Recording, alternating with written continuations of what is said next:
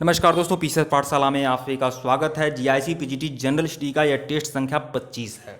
तो आइए सीधे प्रश्नों पे आते हैं। और एक बात बता दूं कि सभी लोग टेलीग्राम बिल्कुल ज्वाइन करिएगा। जीआईसी पीजीटी जनरल स्टडी का टेलीग्राम बनाया गया है, लिंक डिस्क्रिप्शन में है, बिल्कुल ज्वाइन करना है आप सभी लोग को। अगर आप लोग को जीआईसी पीजीटी जनरल स्टडी से संबंधित 7500 प्रश्नों की सार्वजनिक टेस्ट सीरीज का पीडीएफ चाहिए तो आप लोग हमारे ऑफिशियल व्हाट्सएप नंबर पर संपर्क कर सकते हैं। ऑफिशियल व्हाट्सएप नंबर डिस्क्रिप्शन में दिया गया है। 7500 प्रश्नों की सार्वजनिक टेस्ट सीरीज के लिए पीडीएफ आपको मिल जाएगी। ऑफिशियल व्हाट्सएप नंबर डिस्क्रिप्शन में दे दिया गया है, लेकिन जो भी मटेरियल है वो चार्जेबल है। तो जो लोग सीरियस होंगे संपर्क कर लेंगे। GIC PGT, UPT, GT, PGT संबंधित हर तरह के मटेरियल आपको मिल जाएंगे, computerise notes, hand written notes, lecture video. तो उसके लिए आप हमारे ऑफिशियल व्हाट्सएप नंबर पर संपर्क कर लीजिएगा। ऑफिशियल व्हाट्सएप नंबर डिस्क्रिप्शन में दे दिया गया है। तो आइए सीधे प्रश्नों पर आते हैं। और इसके पहले का वीडियो नहीं देखे हैं तो प्लेलिस्ट में जाइएगा। जीआईसी पीजीटी जनरल स्टडी के नाम से प्लेलिस्ट बनी हुई है। आइए सीधे प्रश्नों पर आते हैं। किस बैंक ने भविष्य बचत खाता सेवा लॉन्च किया है? किस बैंक ने भविष्य बचत खाता सेवा लॉन्च किया है? तो फिनो पेमेंट बैंक ने लॉन्च किया है। भविष्य बचत खाता सेवा किसने लॉन्च किया है? फिनो पेमेंट बैंक ने। विकल्प डी। किस राज्य की सरकार ने डॉक्यूमेंट्स को स्कैन करने के लिए सेल्फ स्कैन ऐप जारी किया है? सेल्फ स्कैन ऐप किसने जारी किया है? तो पश्चिम बंगाल की सरकार ने। विकल्प डी। भारत ने किस देश के साथ, देखिए बहुत इंपॉर्टेंट प्रश्न है, सेल्फ स्कैन ऐप किसने जारी किया है? पश्चिम बंगाल की सरकार ने। ध्यान रखिएगा। भारत ने किस देश के साथ शैक्षिक बुनियादी ढांचे के विकास के लिए 5 समझौते किए हैं? तो अफगानिस्तान के साथ शैक्षिक बुनियादी ढांचे के लिए 5 समझौते पर हस्ताक्षर किए हैं भारत ने अफगानिस्तान के साथ। विकल्प डी जो है वह सही है। माइक्रोसॉफ्ट ने युवाओं को डिजिटल कौशल प्रदान करने के लिए किसके साथ समझौते किए हैं? तो माइक्रोसॉफ्ट ने युवाओं को डिजिटल कौशल प्रदान करने के लिए किसके साथ समझौता किया है? एनएसडीसी। तो एनएसडीसी का फुल फॉर्म क्या होगा? नेशनल स्किल डेवलपमेंट कॉरपोरेशन, यही होगा शायद, नेशनल स्किल डेवलपमेंट कॉरपोरेशन। इसके साथ समझौता हुआ है माइक्रोसॉफ्ट का। और माइक्रोसॉफ्ट की जो कंपनी है इसकी स्थापना कब हुई थी? 1975 में हुई थी। ध्यान रखिएगा, 1975 में इसकी स्थापना हुई थी। तो माइक्रोसॉफ्ट का समझौता जो हुआ है एनएसडीसी के साथ हुआ है। माइक्रोसॉफ्ट ने युवाओं को डिजिटल कौशल प्रदान करने के लिए किसके साथ समझौता किया है? एनएसडीसी के साथ। विकल्प सी। किस राज्य के पूर्व स्वास्थ्य मंत्री सुरेश आमोनकर का निधन कोरोना की वजह से हुआ है?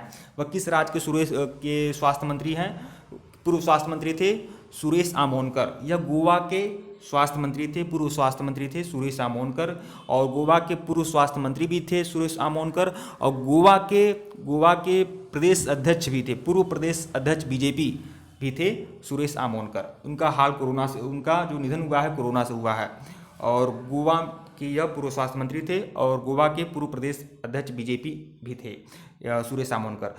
इनका निधन हुआ है कोरोना से और यह गोवा के थे। तो देखिए यहाँ दोस्तों, यहाँ पर आप जानते हैं मनोहर पारिकर जी का नाम आप लोगों ने सुना होगा। तो मनोहर पारिकर और यहाँ आमोनकर, तो इस तरह से आप लोग कर सकते हैं। विकल्प बी। हाल ही में अर्ल कैमरन का निधन हुआ है, वे कौन थे? अर्ल कैमरन कौन थे भाई? अर्ल कैमरन जो थे, हाल ही में इनका निधन हुआ है, ये कौन थे? तो यह एक अभिनेता थे और यह 102 वर्ष की आयु में इनका निधन हुआ है अर्ल कैमरन का। और अर्ल कैमरन जो थे यह अभिनेता थे। आप लोगों ने जेम्स बॉन्ड फिल्म देखी होगी, तो जेम्स बॉन्ड सीरीज के यह नायक थे अर्ल कैमरन।